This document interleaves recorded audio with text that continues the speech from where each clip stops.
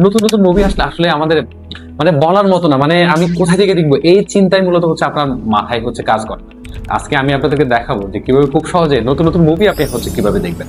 এবং শুধুমাত্র আপনার ইন্টারন্যাশনাল মুভি তো দেখা যায়, এখানে মুভি আছে, সিরিজ আছে, বিভিন্ন দেশের অনেকগুলো দেশের সেটা হচ্ছে দেখা যায়, সেটা হলো আপনার নেটফ্লিক্সের হচ্ছে আপনার দেখতে পারবেন। তো নেটফ্লিক্সের দেখতে গেলে নেটফ্লিক্স কিন্তু হচ্ছে কোনো ফ্রি কোনো সফটওয়্যার না। আপনার এটা যদি আমাদেরকে দেখতে হয়, নেটফ্লিক্সের সাবস্ক্রিপশন কিনে তারপর হচ্ছে দেখা যায়। নেটফ্লিক্সের সাবস্ক্রিপশন কেনার বেশ কয়েকটা উপায় আছে। আপনার যদি গিফট কার্ড থাকে নিজে নিজে কিনতে পারবেন, গিফট কার্ড যদি না থাকে তাহলে ডুয়েল কারেন্সি কার্ড যদি থেকে থাকে তাহলে নিজে নিজে কিনতে পারেন।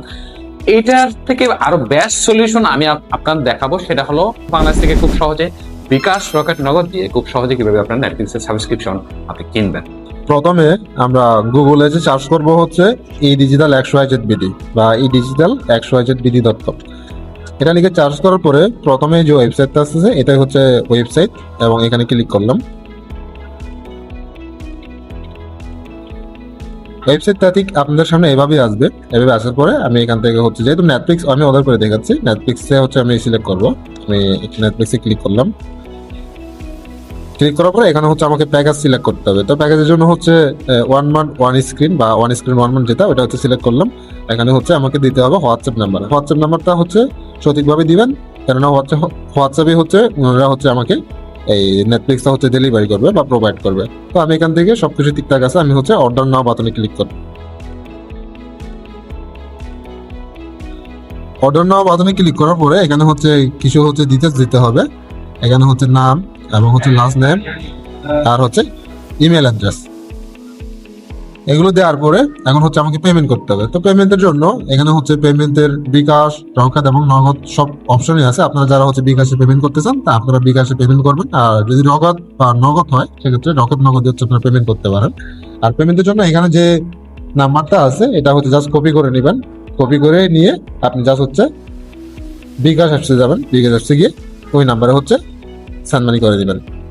ওখানে হচ্ছে ওয়েবসাইটে যে টাকাটা মানে অ্যামাউন্টটা দেখাবে দামটা, ওই দামটা হচ্ছে আপনি এখানে সেন্ড মানি করবেন।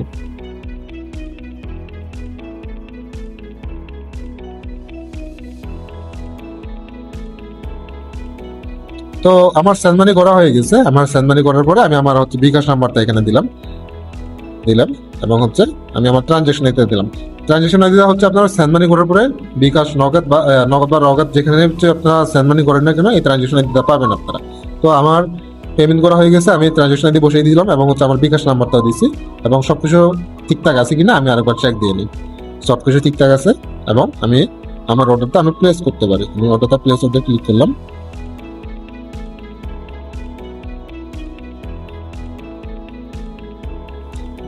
এই যে দেখতে পাচ্ছেন আমার অর্ডারটি হয়ে গেছে, এবং আমি একটা স্ক্রিনশট নিবো। এখান থেকে স্ক্রিনশট নিয়ে ওনাদেরকে হচ্ছে হোয়াটসঅ্যাপে যে ডান সাইডে যে হোয়াটসঅ্যাপ অপশনটা আছে এখানে ক্লিক করে ওনাদেরকে আমি মেসেজ করবো এবং আমার অর্ডারটি সম্পর্কে জানিয়ে দেবো। তো আপনারা যারা হচ্ছে ওয়েবসাইট থেকে অর্ডার করতে চান সরাসরি এইভাবে সেম প্রসেস হচ্ছে অর্ডার করতে পারেন। আর মনে করেন যদি আপনার ওয়েবসাইটে অর্ডার করতে ঝামেলা লাগে বা ওয়েবসাইটে অর্ডার করতে পারতেছেন না, কোনো কিছু বুঝতেছেন না, সেক্ষেত্রে জাস্ট ওয়েবসাইটে এসে বা আমাদের ডিসক্রিপশন থেকে হচ্ছে ওনাদের যে হোয়াটসঅ্যাপ নাম্বারটা আছে ওখানে হচ্ছে মেসেজ করলেও হোয়াটসঅ্যাপ থেকে আপনি সরাসরি ম্যানুয়ালি কথা বলে হচ্ছে নিতে পারেন।